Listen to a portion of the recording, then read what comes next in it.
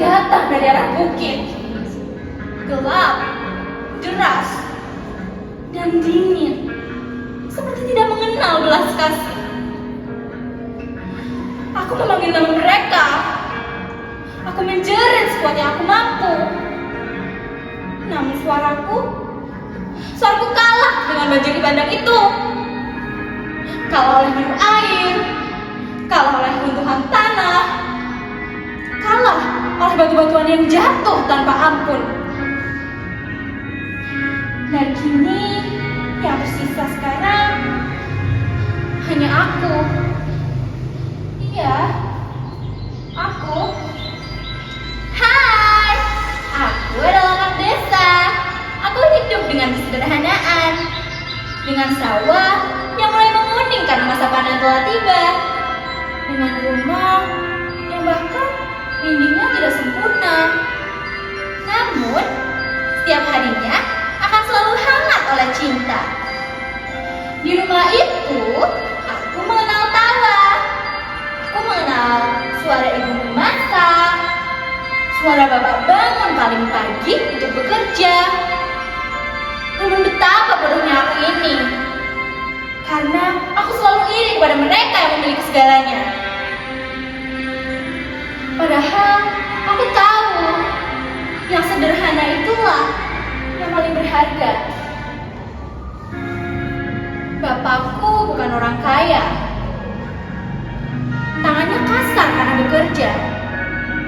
Bahkan tubuhnya pun membungkuk karena dia memikul beban hidup.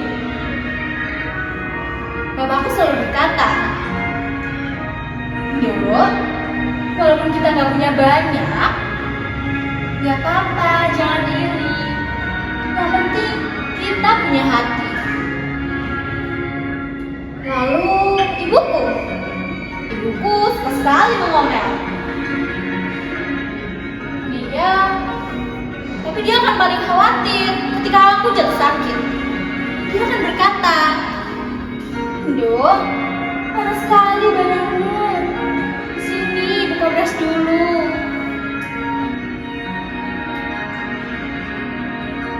Namun, malam itu hujan tidak berhenti.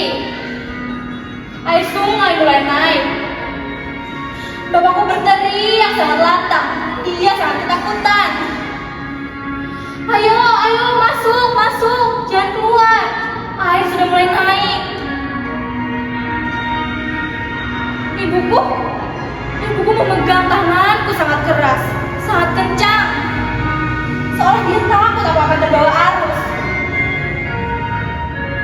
Namun tiba-tiba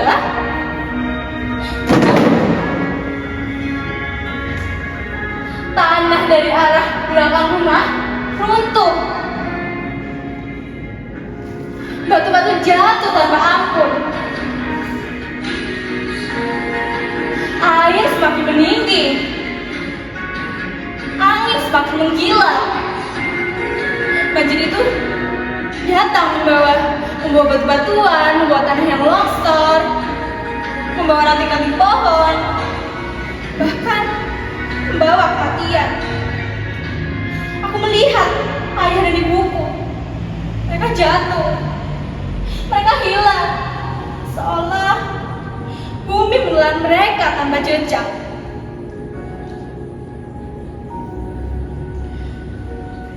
Lalu sekarang aku di posko pengungsian. Di sini banyak orang yang kehilangan. Banyak orang yang menangis. Masih ada yang bisa memeluk tubuh ibunya.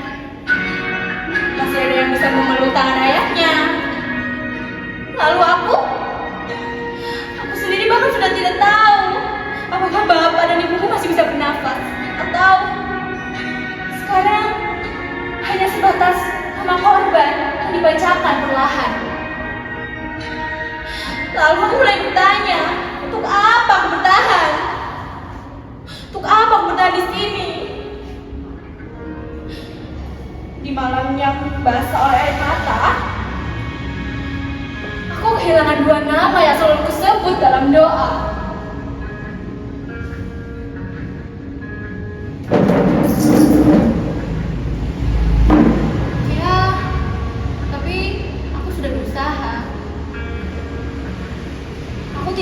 membiarkan bencana banjir itu menang 2 kali. Pertama, dia menang karena sudah mengambil ayah dan ibuku. Lalu yang kedua, dia akan kembali menang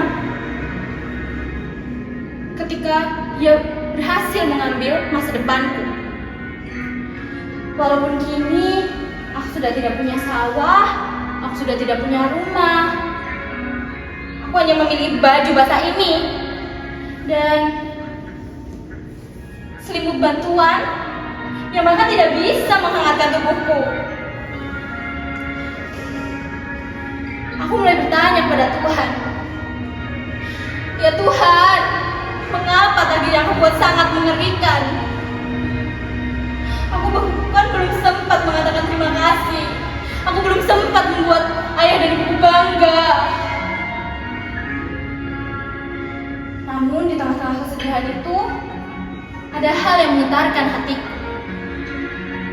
Aku melihat seorang anak kecil yang bajunya basah, namun dia masih bisa tertawa.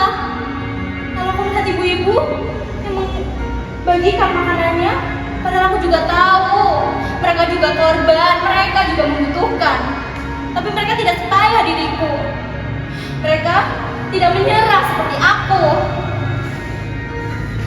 Dan dari saat itu, aku mulai menyadari kalau aku masih bisa bertahan, aku masih bisa berdiri di sini.